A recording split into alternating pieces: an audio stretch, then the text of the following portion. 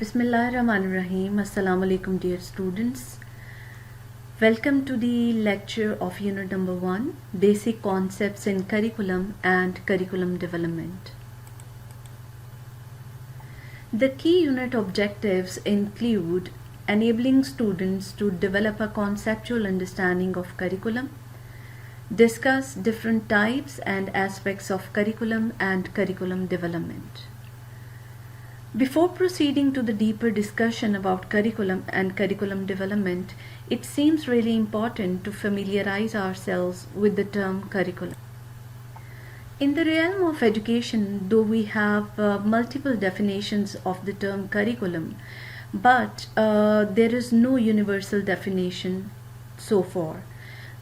It is so because defining curriculum actually depend on an individual, on an organization, or an individual context. Here I have captured some definitions provided by eminent scholars and writers in the field of curriculum. The interpretations of curriculum which are appearing right now on your screens, these are provided by Peter Oliva. And according to Peter Oliva, curriculum is what is taught in schools. So whatever the school is attempting to teach, that is included in the curriculum. So we know that school attempts to teach not only the content but some social behaviors and some thinking skills. In the list of interpretations shown right now, the second interpretation is that curriculum is a set of. In this interpretation, curriculum is equated with the subjects to be taught. And we are aware that multiple group of subjects are offered in the schools all over the world. Like science subjects or arts and humanities subjects, vocational subjects, and further in the science category we have physics, chemistry and biology which are taught in the school. In the arts and humanities, language, literature, history, fine arts, economics, psychology are some of the subjects which are offered to the students who opt for arts and humanities group. On the other hand, vocational group of subjects include those subjects which provide students the first-hand skills that may help them to master a trade or a job. Like the example of vocational subjects could be automobile technology, basic computer application related subjects. Oliva considers content as curriculum as well. The other interpretation includes that a curriculum is program of studies. Now what a program of study is, it's very important to understand it first. Program of study is a very comprehensive, structured approach for delivering academic program. So any structured approach which is used for delivering any academic program, that is called curriculum. Another interpretation is that curriculum is set of materials. Now in the set of materials, all kinds of materials could be added, like all the instructional materials such as textbook, the supplementary reading material, any instructional material, audiovisual aids are the set of materials which may be considered as curriculum. Curriculum is also considered as a sequence of courses or course of study, which means that a series of courses that all students are required to complete before they can move on to the next level, these may be considered as curriculum. Another interesting interpretation of the term curriculum is that curriculum is a set of performance objectives. This means that curriculum is the expectations for what will be taught and what students will do in a program of study. So in simple terms, we could say that the educational objectives or the program objectives are considered by Oliva as curriculum.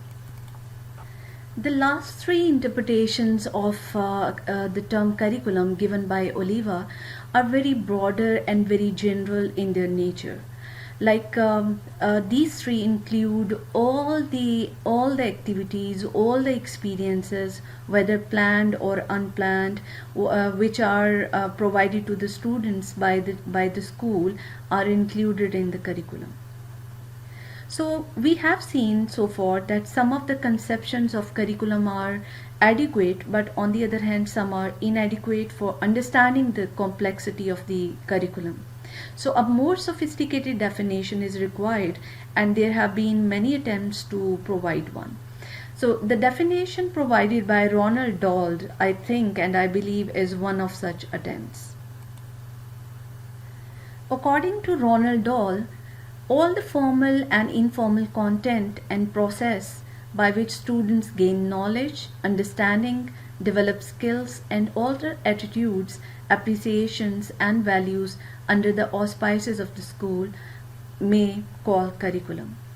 So we have seen here that this definition or interpretation, that is an umbrella denoting which denotes to the totality of the learning experiences of the children.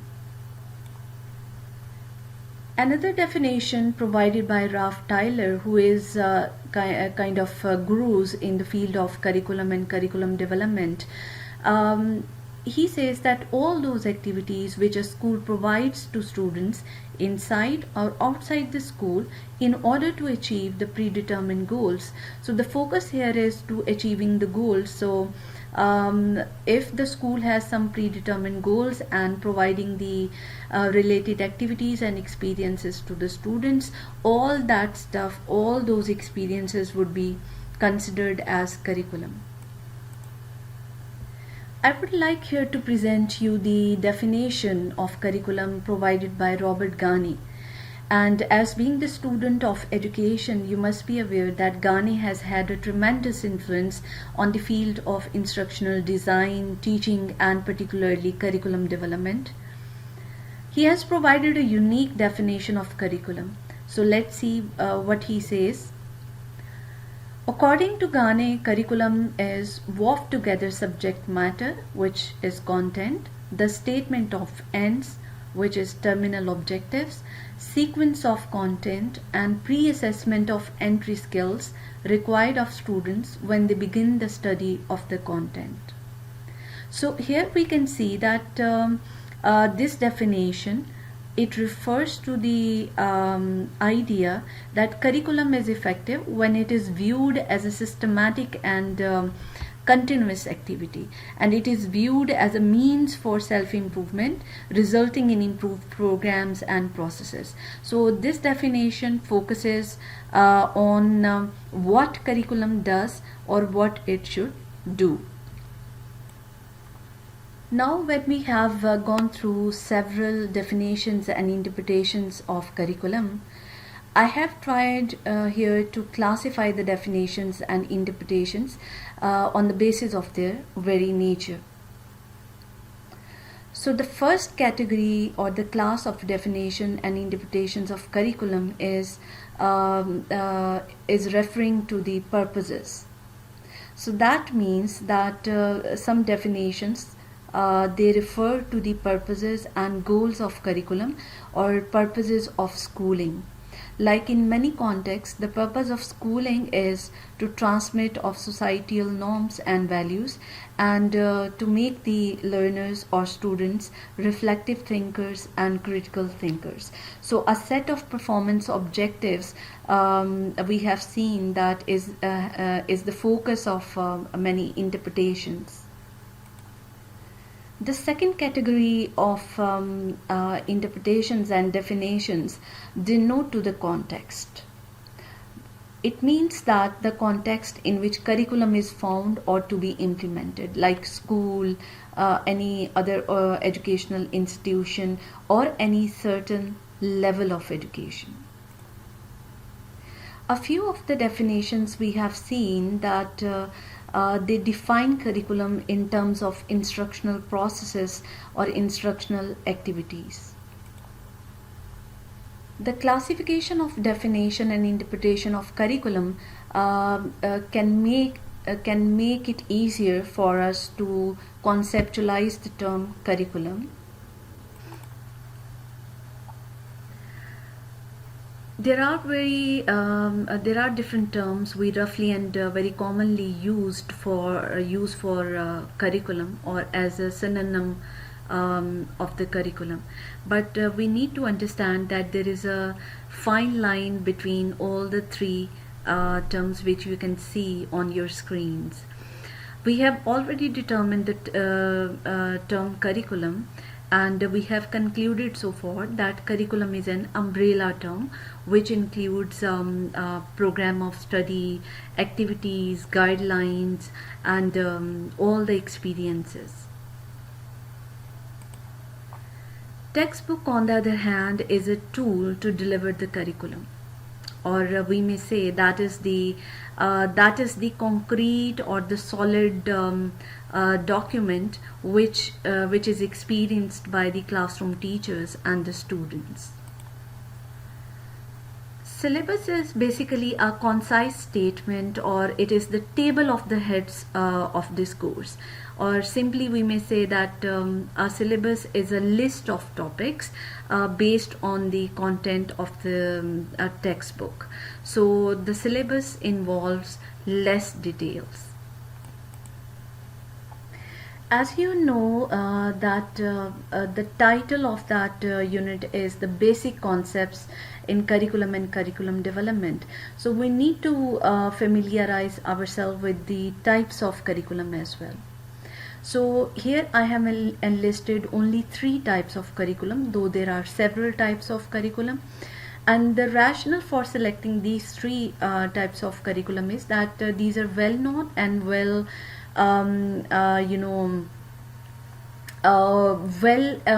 practiced globally. So the first type of curriculum is overt or explicit curriculum. Now what overt or explicit curriculum is?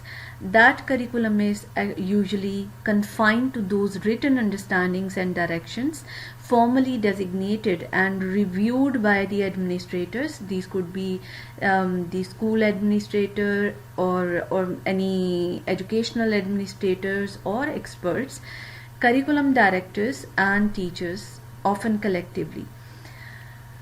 This type of curriculum is also called the formal curriculum, which is prescribed by the competent authorities and is advised to be implemented in schools or organizations. The second type of curriculum is covert or hidden curriculum.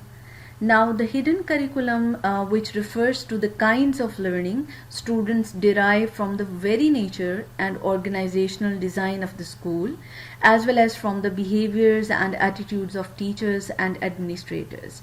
So we also experience that in the educational organization settings, besides the classroom content or classroom learning, we observe so many other behaviors and we learn so many other things from not only inside the class but also from the outside class interaction as well.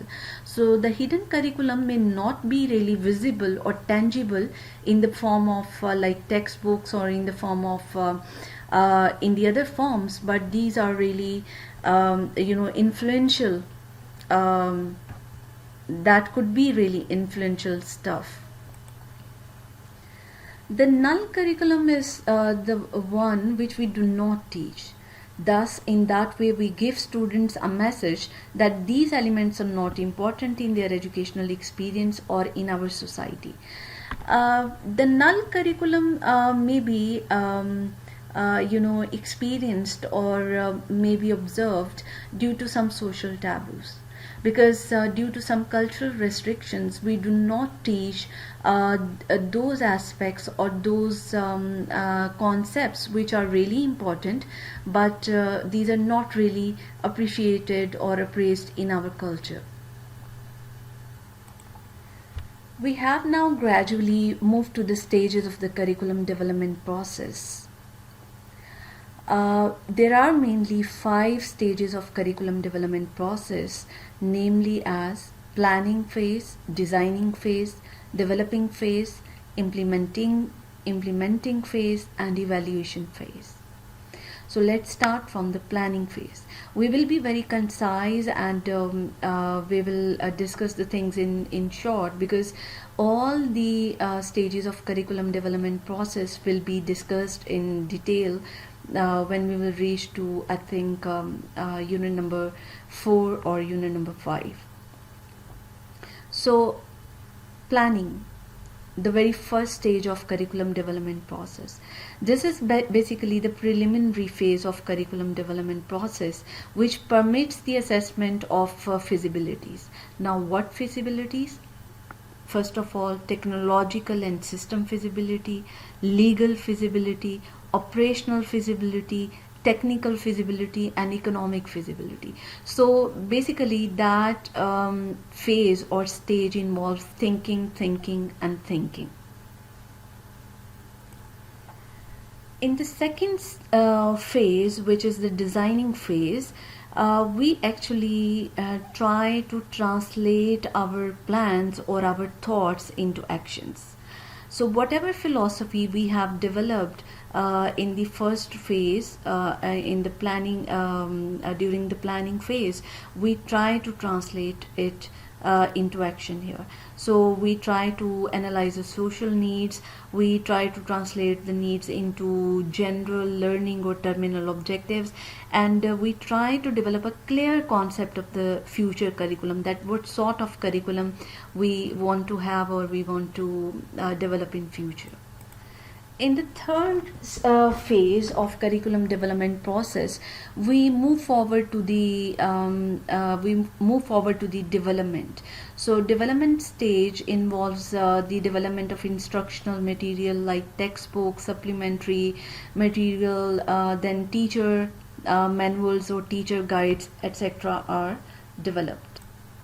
The fourth stage of curriculum development process is implementation, which is very crucial. In this phase, we try to provide the learning resources, and classroom learning experiences are assisted and promoted at this stage. The fifth stage of curriculum development process is called evaluation.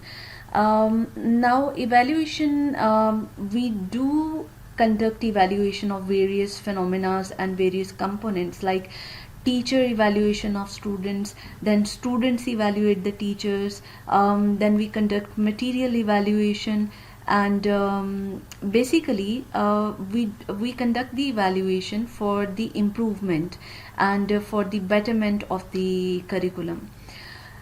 So evaluation is not actually considered the end stage of curriculum development process, because curriculum development is a constant process, and it denotes to improvement. So curriculum needs to be revised for making it better than its existing conditions. So we need to keep it continue, and revisions will be done after the evaluation, and then we will be rethinking and replanning and redesigning the stuff which we have already developed. It is very important for us to know about the elements of curriculum. Basically, there are 4 elements or components of curriculum development or curriculum itself. The first component or element is selection of objectives. Second element is content selection and its organization. Third component is selection and organization of learning experiences or learning activities. You may also call it teaching learning strategies component. And then at number 4, we have the element of evaluation. So basically, there are 4 elements or components of curriculum.